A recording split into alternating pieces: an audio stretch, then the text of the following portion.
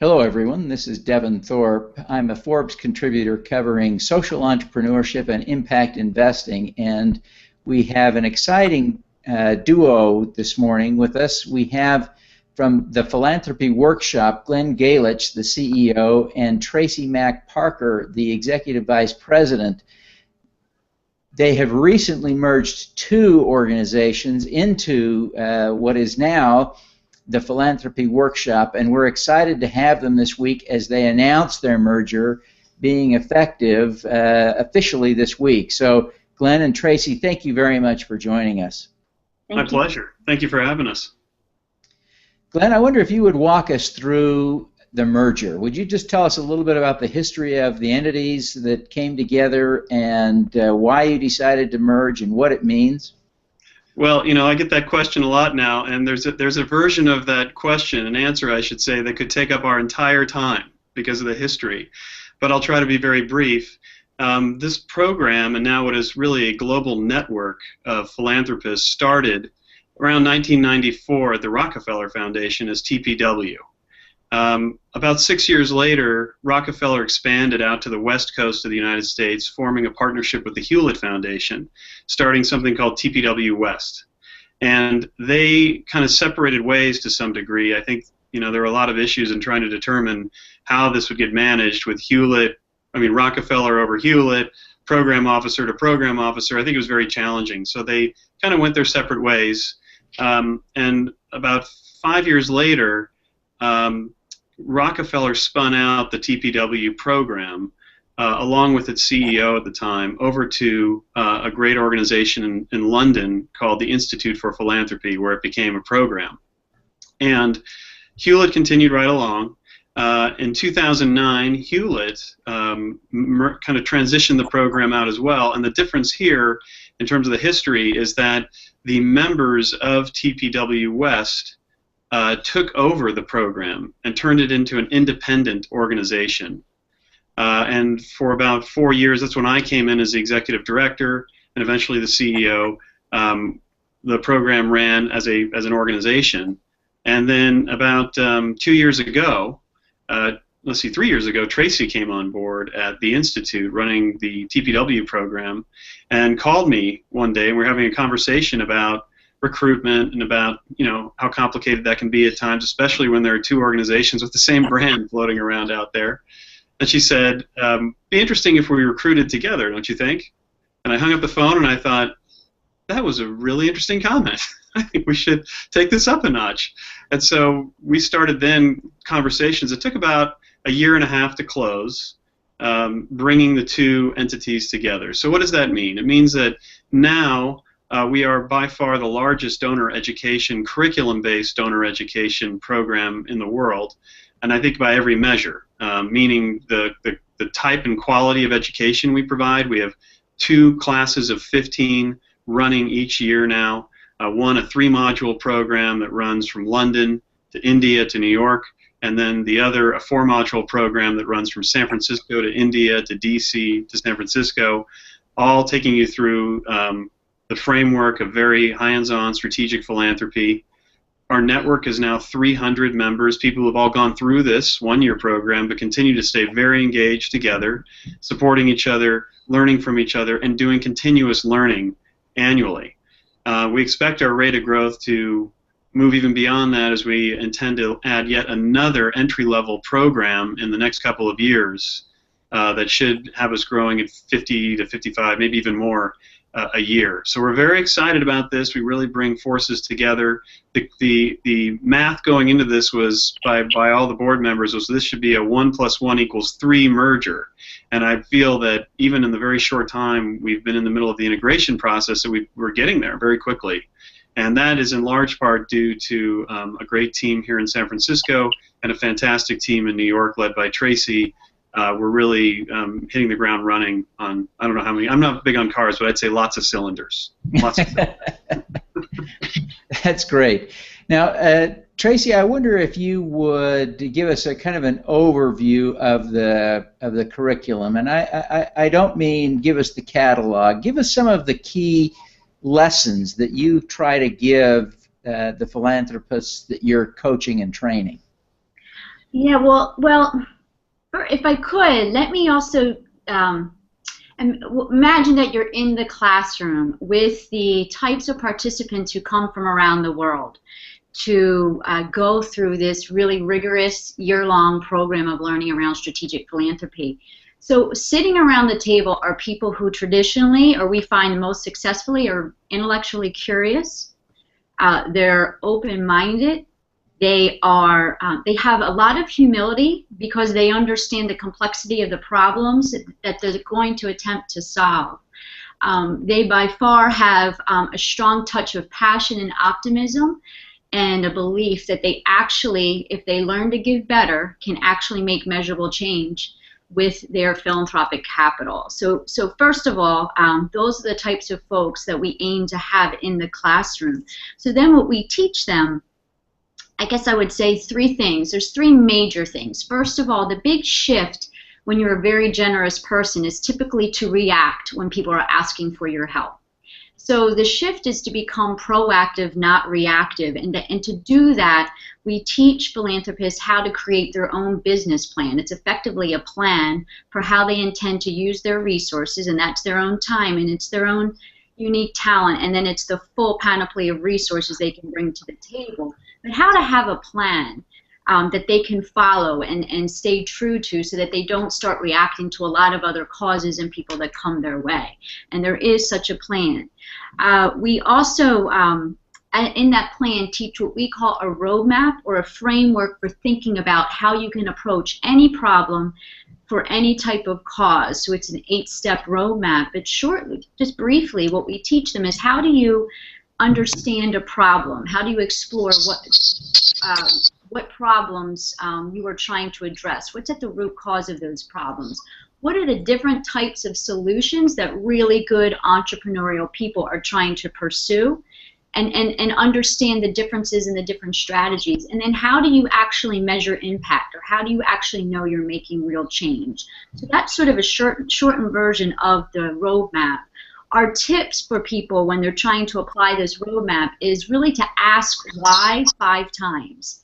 The pursuit of strategic philanthropy and results really takes an inquisitive mind to peel back the layers of what is going on that really creates poverty. Why is it that we have global climate change, and what's at the root of it, before you even begin to address solving problems?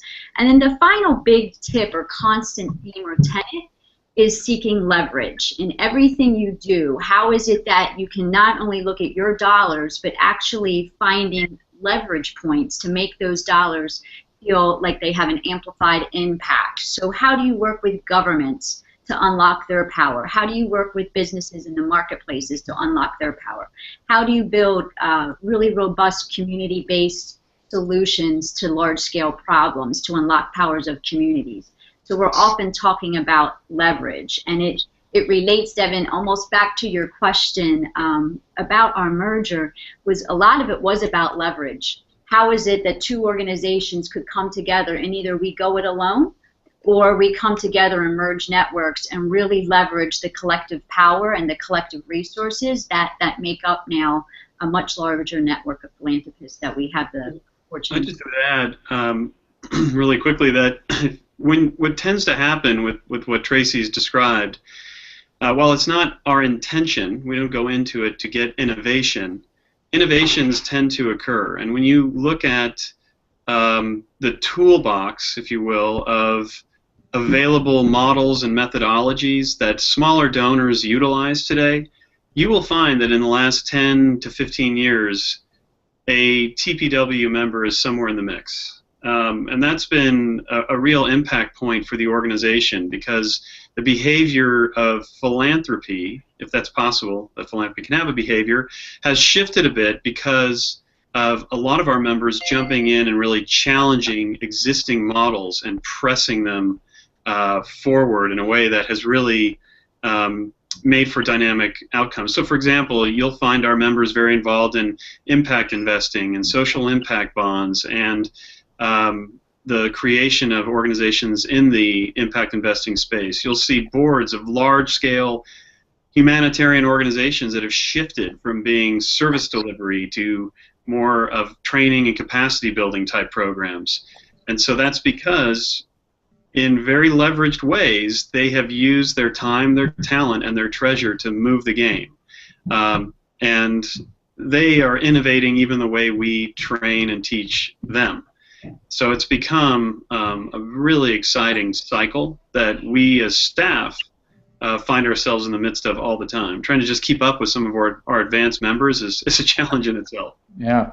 As you talk about innovation, and as Tracy was going through the 5 steps of the training, one of the things that I want to drill down on is this idea of measuring impact to make sure that you're actually having results. Tracy, I wonder if you would walk us through some of those tips that you give people to understand how they can actually have impact, and how to measure it. Yes, well, and I'll tell you, we spend several days of the whole year of one of the modules. So we have 3 modules or 4 modules. We spend a good portion of the last module with experts who sit down and talk to us about how do you do due diligence so that you're selecting partners that you think will have impact, and what does that impact look like.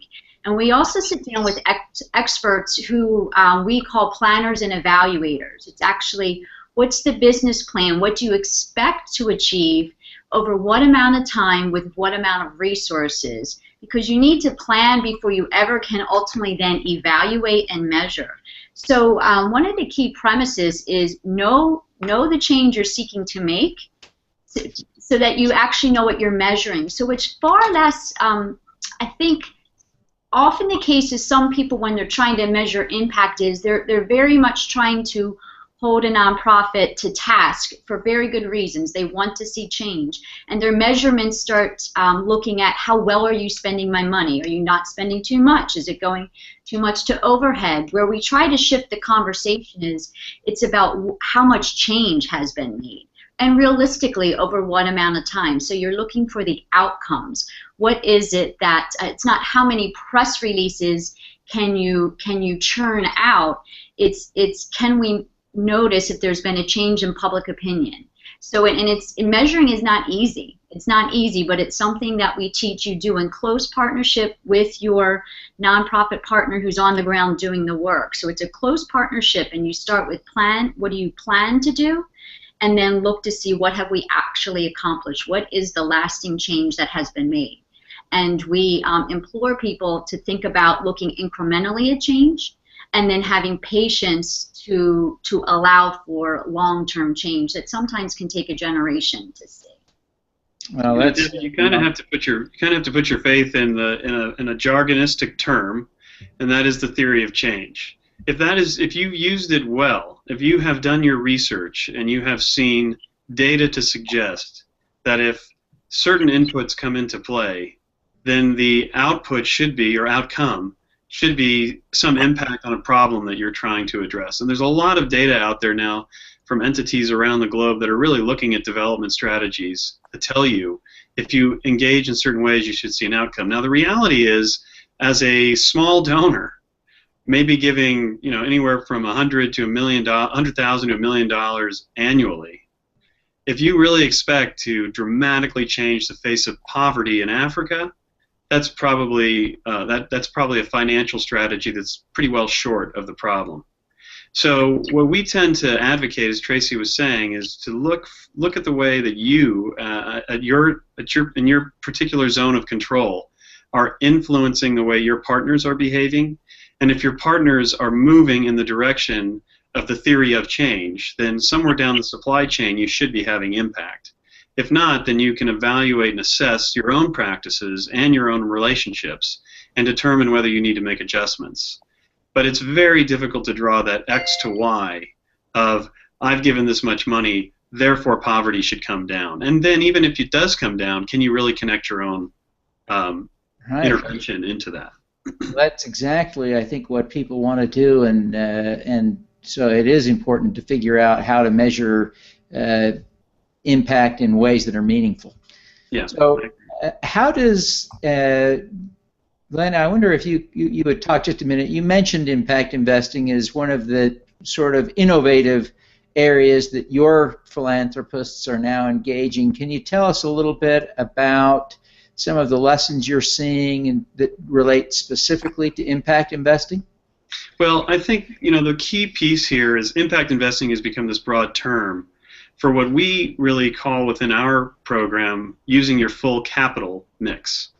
So nowadays, and I think this is very much an example of some of our members. One couple has a foundation that's pretty well known called KL Felicitas in the impact investing space, and they recently came out with a report showing that they can pretty closely invest 100% of their assets into impact. That means the full portfolio across to their grants.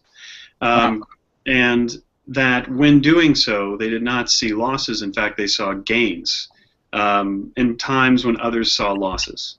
So there's now precedent, there's data to suggest that the ongoing frame on impact investing that that you're taking a loss to get social impact may not necessarily be true, and that you can only invest grants into behavioral change or into structural change may also be in challenge. So I'd say one of the main things is that they've sort of set a new frame that says you can evaluate your entire capital available to you and seek ways through both for-profit, non-profit investment to see impact and outcomes. And in a time where we're facing significant challenges, the climate change issue being, just in the last 6 months has become quite harrowing.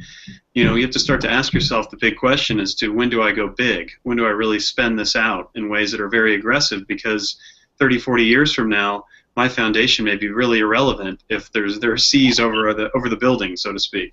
So we're seeing, I would say, in the impact investing space, we're challenging our members in their first year to get very aggressive in how they look at their portfolio, and they are learning from members who are in their 5th, 6th, 10th year out of into the network that it can be done, and that they can expand their reach in terms of not only mentally and conceptually about how they want to get impact from their capital, but how they might do it, and that there are innovative ways to try and to be riskier. I think that's one of the main pieces here that the smaller donors really have at their disposal is to be risky and to try things and to be aggressive where you think you might have an answer to the problem. One of our members said the other day, and it's in some ways it is very academic, and on the other way it's kind of exciting. He said, we're basically social scientists who get to financially invest in our hypotheses, and I think to do that takes real risk and willingness toward risk, and that I think is what the impact investing movement really puts front and center, and many of our members are embracing that. That's terrific. Tracy, I wonder if before we wrap up, you would give us a quick sense of the profile of your customers, your clients, your donors. I want to make sure that someone who's listening who should be engaging with you knows they should be engaging, and then tell us how they can engage with you. Sure. Then thank you for the opportunity to share that. So the people who thrive in this program are incredibly diverse. So first of all, we have people coming from around the world. To give you an example, our current cohort that just completed came from the United States, Canada, the United Kingdom. They also came from Taiwan, Singapore, Amsterdam, and in years past, the Philippines. Someone is looking to come from Pakistan. So it is a globally diverse group. And just to clarify, that's just one of our cohorts that completed. We had another one on the west coast of the U.S. also finish just recently, too. Exactly. And with a lot of entrepreneurs. So we do, particularly coming from San Francisco, have a lot of people who are entrepreneurs at their heart. But it's a diverse group globally. The ages vary. We have people in their 20s to people in their 60s who come. Some would describe themselves as brand new philanthropists. Perhaps they just took their company public. Perhaps they're a young person and the baton has been passed to them to now lead the family foundation. We have people who are quite seasoned. They're quite generous, but they believe they can give better and they want to know more of the strategies and build their skills. So there's a continuum of experience. The commonality, again, is they're very intellectually curious and they want to do better. They believe they can give better. These are people who are the individuals who actually can control the wealth. So there's a lot of excellent professional advisors and staff people who guide people on their giving. They don't come to our workshop. This is actually for the members of the family where the wealth has come. We see people, often brother, sister coming, husband, wife coming, friends coming. The causes they care about run the gamut. Some people don't yet know the causes they want to support. Others might be very focused, but they're trying to learn better strategies. The size of wealth also varies. We can have millionaires and billionaires in the room. It's rarely, if ever, talked about. Size of assets, quite frankly, is irrelevant. It's not how much they are looking to give, it's how well they're looking to give and how much leverage they can seek. So what we really appreciate about the program is the diversity of the people who do come. People who are looking or willing to spend 3 or 4 weeks of their time to learn how to give their money away, again, tend to be natural students. They're open to sharing their knowledge and learning from each other. They're quite adventurous, so we travel around the world and we take them on intense site visits, and so it's a group who loves doing that. So it's, again, I think a rather extraordinary cut of people who are willing to put it all on the table to figure out how can I make the most difference. And how do they learn more about the program? How do they sign up? How do they engage? Sure. Well, they can come to our website, to the philanthropyworkshop.org. What it sets forth is our brochure and directions on how you apply. So we actually accept invitations. It's 30 people now each year. So we max out. We sold out last year, and we're moving quickly this year. But you fill out a short application. We conduct a phone interview. People who attend our program are recommended in, or we find ways to just to make sure that it's the right fit. It is $30,000 for the year, so it's not an insignificant cost, but it's a fabulous investment in reaching your own potential as a philanthropist. And the process otherwise is fairly painless. So application, phone call, make sure it's a fit, and you are enrolled, and you can begin this September or October and join us in London and San Francisco and India and New York and meet a lot of fabulous peers from around the world. Sounds like a wonderful opportunity. Well, again, Glenn and Tracy, let me thank both of you for your time today. It's been a fascinating discussion, and appreciate the great work that you're doing. Well, thanks for having us on, Devin. This is great. Thanks, Tracy.